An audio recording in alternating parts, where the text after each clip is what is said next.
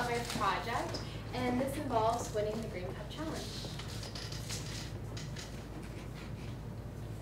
Alright, so as of last week, which is really recent, the last of the skeptical climate scientists actually accepted the fact that climate change is real and it's happening.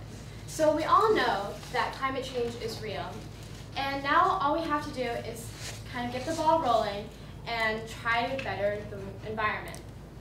So up here, you can tell on the top left corner, you kind of just see an icon which kind of symbolizes our greed for luxuries and materials. And you can see that the guy's just eating, consuming, saying more and more, and not really caring about the consequences it has on the environment. And then you see here about the energy consumption. So I'm just going to ask you guys to look at the red and the blue line and ignore the bottom two lines here. So the red line actually represents our consumption rate in the US. And as you can tell, it's steeper than the blue line, and it just represents here the years. So as the year passes, we consume more and more, and it's actually accelerating. As you can tell, it's kind of steepening at the end.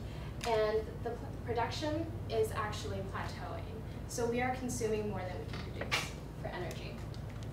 On the top right corner, you see where our energy sources are. So you can tell from that green little pie over there, pie slice right there, that's the renewable energy that we have. So that's what we've been learning about. That only makes up 7% of where we get our energy, 7%. So 93% is from fossil fuels and non-renewable energy sources. So if we run out of these finite resources, we don't have anywhere else to turn to. There's not much. There's only 7% of our fuels that actually comes from renewable energy. All right, and then also the last picture over there, you can see that the darkest colors represent how much energy we use. America is one of the countries that consume the most energy here, and we only make up less than 5% of the world's population, but we consume more than a quarter of the energy. All right, so you see here the top pie graph, that's how we kind of split how the energy is used at home.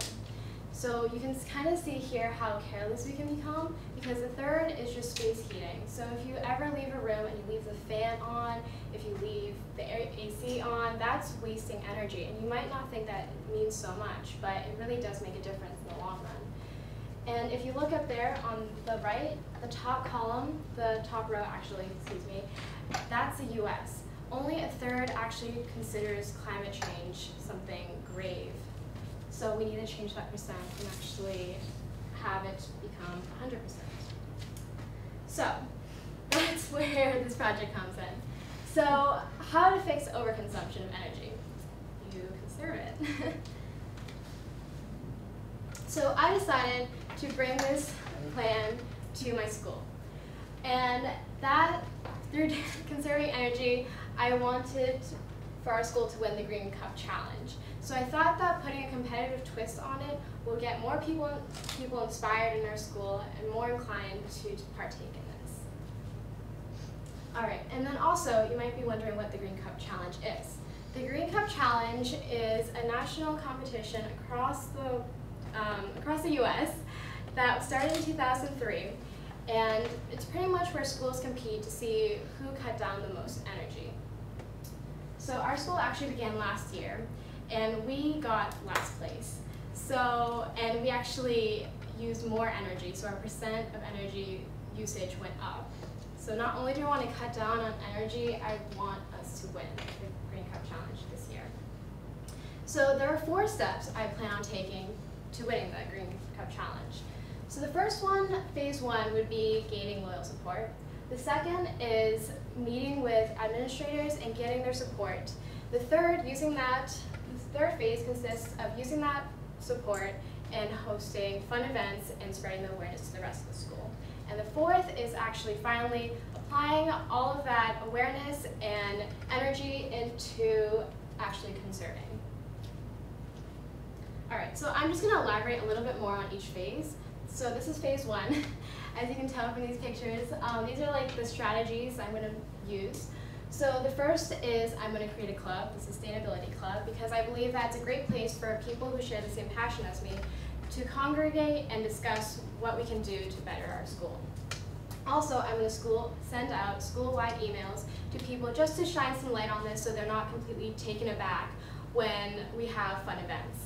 And third, I'm just going to have frequent announcements at our all-school assemblies just to shine more light on this cause. Phase 2. I am going to arrange meetings with my administrators at my school. So these include the influential people of my headmistress, Ms. Upham, on the left, Mr. Theobald, and Mr. Clark. So all these people have a lot of influence in my school, and they know what's going on and they know how to help me. Also, they can probably also give me the funding that I need for phase 3. So phase 3 is when the fun actually begins. So that means holding fun events such as bike activities over the weekend around the Charles River because we're located right next to it. Also having a fun outdoor day where everyone just leaves the building, we turn off all the lights, and we just spend the entire day out in the field, hanging out, socializing, just spending the day without using any energy but still having fun.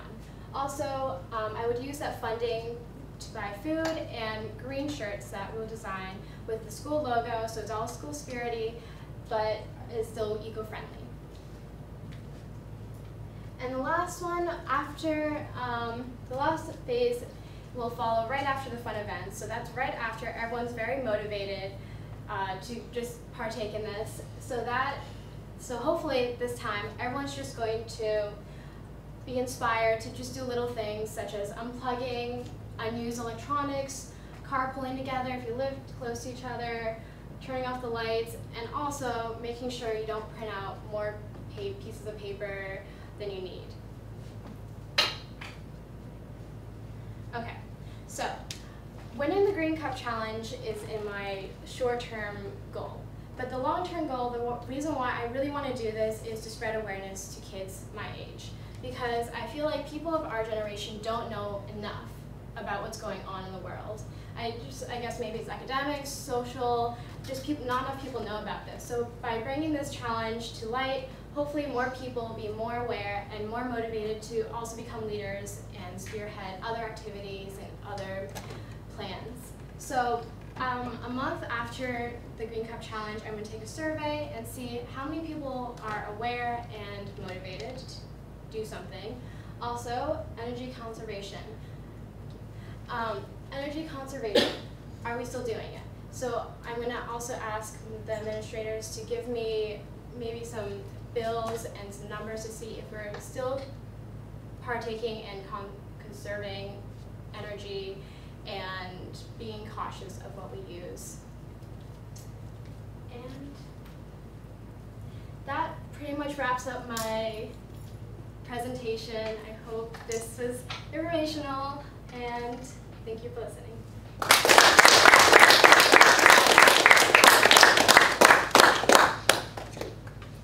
All right, so we got 5 minutes for questions. Anyone have questions? Cindy?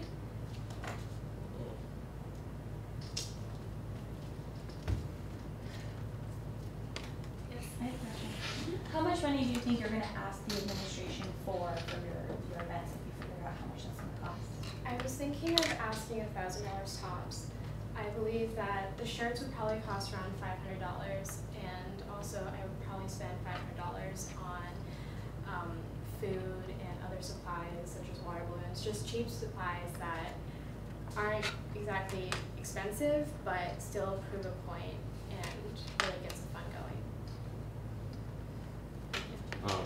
So this challenge focuses on all aspects of the environment, not just overconsumption or energy or growing food locally. Does it cover all aspects of the environment or just energy, just conserving energy? I'm focusing on conserving energy. However, hopefully I will hold lectures and also inform other people of other aspects of saving the environment. How many schools participate in the Green Cup Challenge? So this part is a little iffy because I believe last year we participated in the Green Cup Challenge, but when I looked it up, we weren't part of the actual national level, so I think we took a little branch off, so that's 30 schools.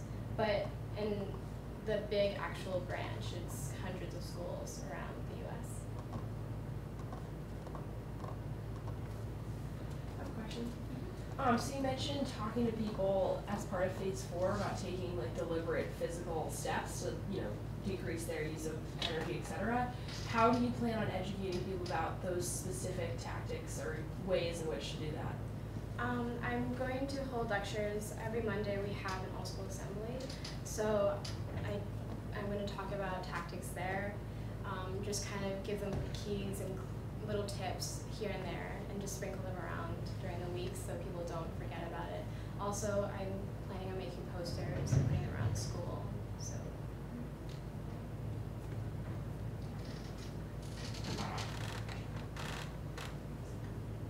Oh, you should go set up. Sorry, yeah, we're not done yet. How do you know that the methods you are planning to employ to reduce energy consumption in the school are the most effective? Well, I just want to get the ball rolling by starting off with smaller tactics so people aren't overwhelmed by how much I'm asking them, because I feel like that's a huge obstacle since people believe that climate change is such a huge thing that it's almost like they believe that they don't really matter in the grand scheme. So I think that right now I just really want to introduce a topic and introduce little, like smaller things on a smaller scale of what they can do. And then as time passes, just start bringing in more larger issues and larger activities that they can do to improve the environment. You mentioned that you want to make posters and educate. Are you planning on delegating any of those tasks to other people as part of your group? Yes. And if so, how are you going to do that? So yeah, that's why I put making a club as phase 1, because I really need a loyal support group. It doesn't matter about numbers, I need like a loyal support group. So I was planning on having them help me not only give me support for numbers, but also moral support and physical support. So I was thinking about having them make posters during meetings as one of the responsibilities that we have. So in your club, what are some of the ways you think you might try and encourage other students to take on leadership roles so that you can sustain this in the long term? Right. Well, I believe that, I think that even though this is kind of like, sorry, this is going to sound really conceited, but even though this is kind of the activity that I really want to concentrate on and that I will bring to the school, I want to pass on the roles and responsibilities to other people as well. So I think that I will be more as a mentor than an instructor. So I will be there to guide people along the way so they can make their own decisions and they make their own mistakes instead of me just telling everyone what to do.